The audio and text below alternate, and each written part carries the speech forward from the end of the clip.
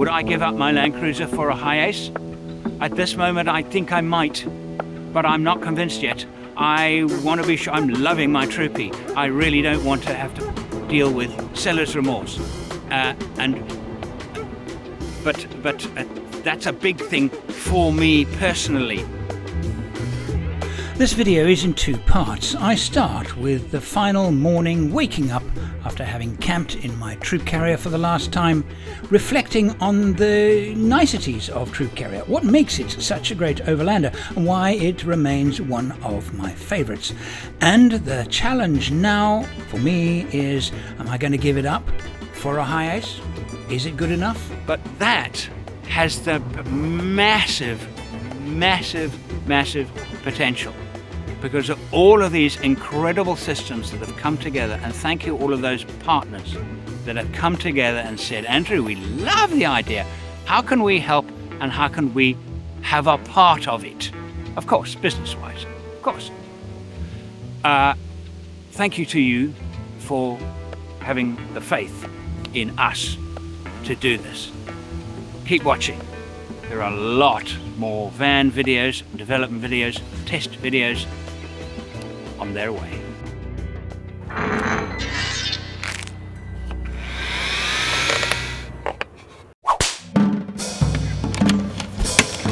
It is a revolution in DC power distribution. I look back at this car and I do it with every Troopy I see. I stand back and go, man, that is a good looking truck. And you know, the thing is with Troopy, it's not just a good looking truck. They work so well as a two-person overlander.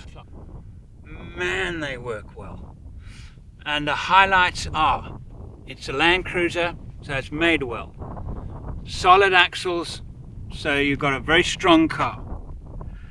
A semi-van type, so you can climb into the back, and if you do have a roof conversion, setting up camp is minutes to set up camp, and a few more minutes and you've packed it away. You can climb into the back of it and get out of the weather. If you do it right, you can get access to your equipment and stuff made really, really easy, like it is with this one. It's a magical thing. You spend a bit more and you tweak the suspension. There are so many great products. I've got terrain tamer springing. I've got superior engineering shocks. The combination is brilliant. This thing rides amazingly.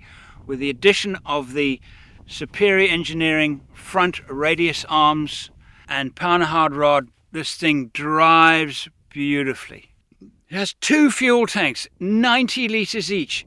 You have no need, unless you are doing something extraordinary. This would even do the canning stock route without carrying a jerry can. Now, I've done the canning stock route twice in troop carriers, and in both times I carried a 20-litre jerry can just in case, and I did not need it in either time, although it was very close. So it was more of a comfort thing than anything else. Comfort-wise, it's not a particularly comfortable drive on the open road, but with sound insulation, it did not change the seats in this one, but it could do with a set of better seats, and you can actually make it gobble up the miles really, really well. It's a lovely vehicle to get in and out of, travel in the bush, and it's a Toyota Land Cruiser. Toyota Land Cruiser is a very good car, and there are a few that will say, you know, it's a dinosaur. Well, the fact that it's a dinosaur is what we actually like about it. We don't necessarily need all of the clever stuff. We love the fact that it is basic. We would far prefer coil springs at the back. Yes, we would, but the conversion is very expensive. So I've never done a coil conversion on a Troopy or any 70 series Land Cruiser. But just as it is, it's marvellous. I love these Troopies because they do the job so well. But I don't love it because it's Toyota, and I don't love the HiAce, my next build, the HiAce. I don't love it because it's Toyota. I assure you, the fact that it's a Toyota is good because of the reasons I just told you. That's why it's good that it's a Toyota. That's it. I think the Ford Transit is better looking. Although we've taken that very, very, really quite ugly delivery van called a HiAce, and we've turned it into what I think is, and I look, and during our trips in it, Heiner and I would look back at that van. Even now in town, I look back at that van and I go, oh, that is looking good. Now, I don't do that with a postal HiAce driving around. I look at those postal HiAces and I go, man, we did a good job. It's so ugly. We did a good job, and we haven't finished yet. I think it looks stunning, and I am able to, and I think it's important for Overland enthusiasts to be able to turn around and look at their vehicle and go, yeah, getting there. I think that's important for Overlanders. Pretty spectacular, hey? What do you think of that? So, in brief, during our trip to Brisbane, we did some work and refined the bull bar. Minor stuff, still got a bit of a way to go. It's not right yet. The rear bar, working well. Box is a bit ordinary. We think we can do more with the bar. Side steps, not complete. We do have rail protections given to us by Bus 4x4. It's a good start, but we need the stepping. The rooftop tent, camper, of course, saw it for the very first time. Slept in it last night for the very first time. It is fantastic. In terms of the living space, in terms of the practicality, it scores, it is fantastic. 5 stars. The wheel rims. There's a problem with the wheel rims in that they're nice, they look great, but they don't have the load rating suitable for, and is the main reason why we at this moment are not taking a really tough trip across Australia. It's a lot of asphalt, a lot of gravel, there'll be a lot of corrugations, but it's not heavy going 4-wheel drive because those rims only have, I think it's 1,040 kilogram load rating, and they are not off-road rated. They're not designed for off-road. We could have a rim failure. Not because of the rims, because we've given them the wrong job to do. Please, can somebody help me? I want a rim that will fit HiAce. The PCD on HiAce is not the same as Hilux, etc. And I want 16 inches, please. I do not want 17 inches.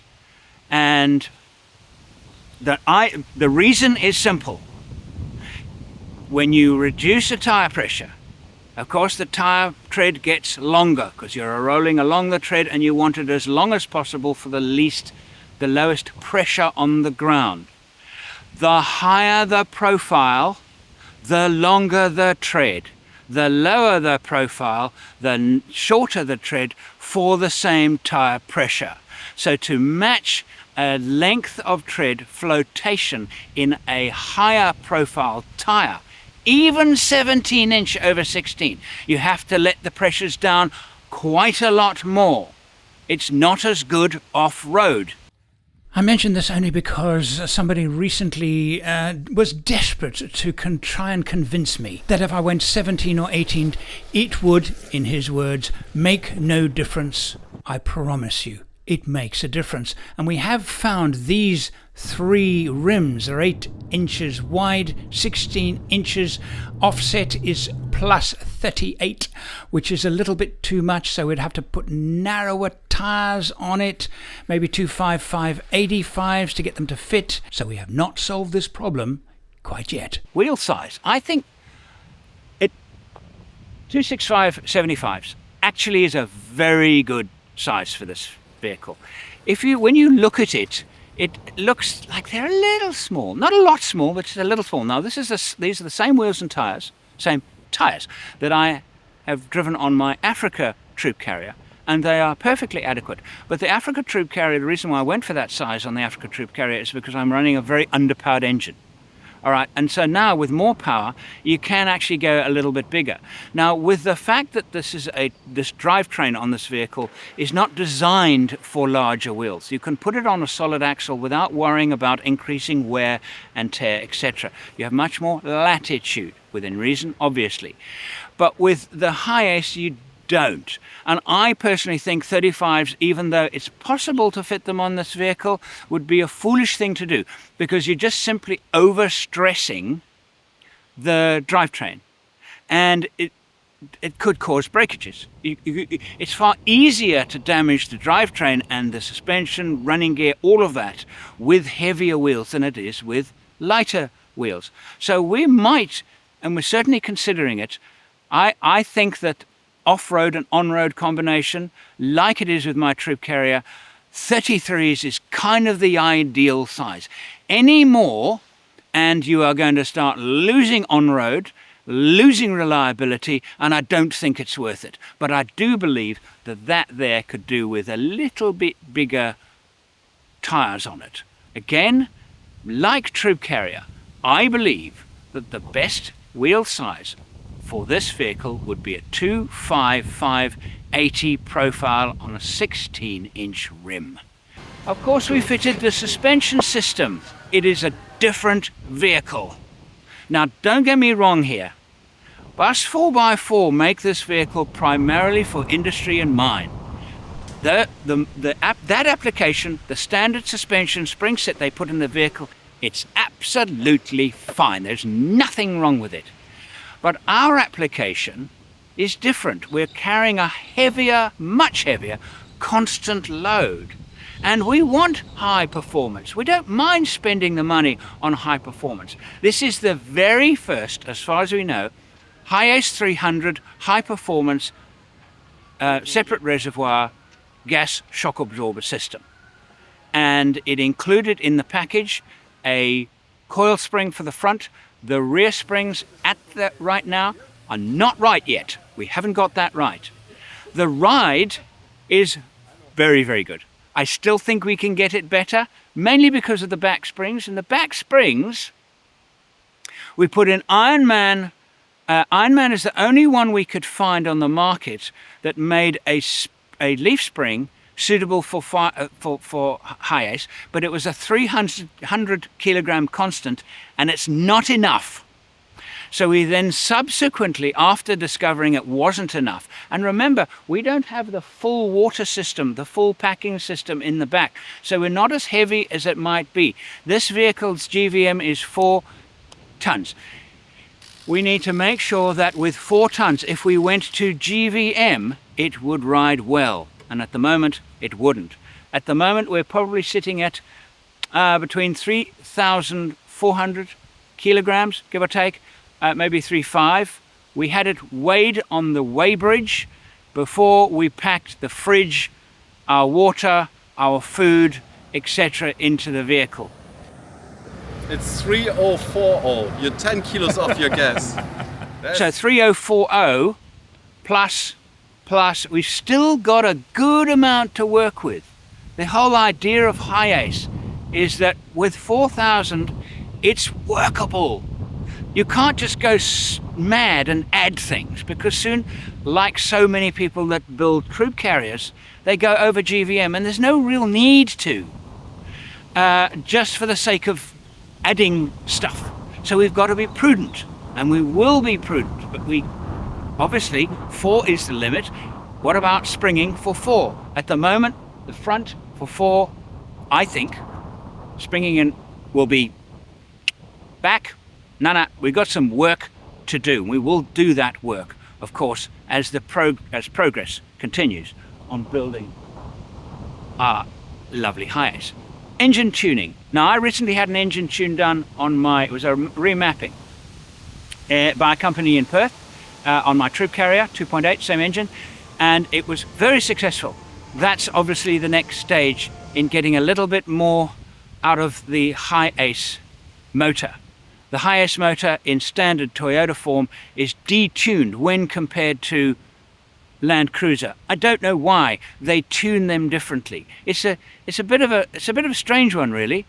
You would think they would be similar and all tuned to maximum performance, least fuel consumption, minimum emissions, but that's obviously not the case. They have different tunes. There'll be lots about that later, but we can get this better. I've proved it on Troopy. We'll do it on van. We are now back at the CAD studio. Having fun and designing the interior for the van.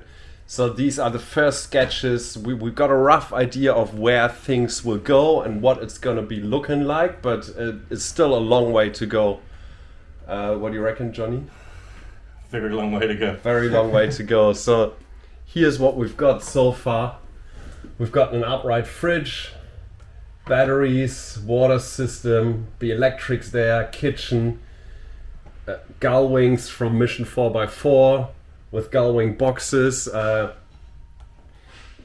It's just very, very crude outlook on what the van is gonna be looking like and what we're gonna be doing with it. There's a bird's eye view here as well, in case you're interested.